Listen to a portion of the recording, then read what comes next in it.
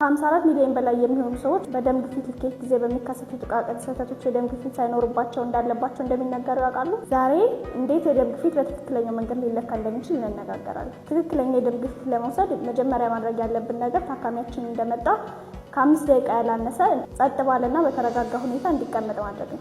ለ5 ደቂቃ ካረፈ በኋላ ታካሚያችንን መደገፊያ ያለው ወንበር ላይ ከጀርባው ቀጥ ብሎ እንዲቀመጥ እናደርግና እግሮቹ እንዳልተጣመሩና መሬት እንደነኩ እርግጠኛ መሆን አለብን። ከዛም ከሰውየው ግዝፈት ጋር ሊመጣጠን የሚችል የመለኪያ መሳሪያ አምጥተን እጁን ከደረቱ ጋር ትይዩ በሆነ መልኩ በጠረጴዛ ወይም በሌላ ነገር ላይ አስደግፈን እናስቀምጣለን። የግፊት መጠኑን በምንለካበት ጊዜ የግፊት መጠኑ የሚለካለት ሰው ማውራት ወይም መነጋገር የለበት። ለካት ከመጀመራችን በፊት ምንም አይነት ልብስ ከሚለካበት ቦታ ከፍ ብሎ እጅን ወጥሮ እንዳልያዘ ማረጋገጥ አለብን። እንዲሁም ደግሞ በልብስ ላይ መለካት የለብንም። ከዚህ በማስቀጠል ከላይ የጠቀስናቸው ጥቃቅን ነገሮች ምን ያህል የደም ግፊት ደረጃችንን ሊቀይሩት እንደሚችሉ እናያለን። ሽንት ወጥሮ መለካት ከ10 እስከ 5፣ ከጀርባ ቀጥ ብሎ ወይም ተደግፎ አለመቀመጥ ከ5 እስከ 10፣ እግርን አንጠልጥሎ መቀመጥ ከ5 እስከ 10፣ እግርን አጣምሮ መቀመጥ ከ2 እስከ 8፣ ልብስ ላይ መለካት ከ10 እስከ 40፣ እጅን አለማስደገፍ ወይም ደግሞ እጅን አንጠልጥሎ መለካት ደግሞ 10 የሚሆን የደም ግፊት ልኬት ቁጥራችን ላይ ለውጥ ሊያመጣ ይችላል ማለት ነው። አሁን ደግሞ የደም ግፊት ደረጃዎችን እናያለን። የደም ግፊት ልኬታችን ጤናማ ነው የምንለው ከ120 በ80 በታች ከሆነ፣ ኤሌቬትድ ወይም ደግሞ በተወሰነ መልኩ የጨመረ የምንለው ደግሞ ሲስቶሊኩ ከ120 እስከ 129፣ ዳያስቶሊኩ ደግሞ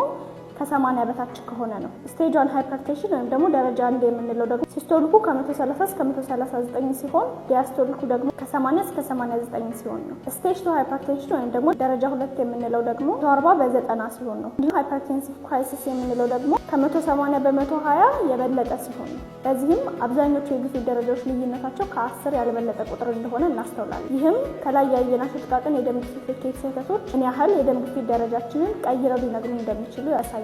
ይህ የአፍሪካ ጤና አገልግሎት መስጫ ተቋም ነው።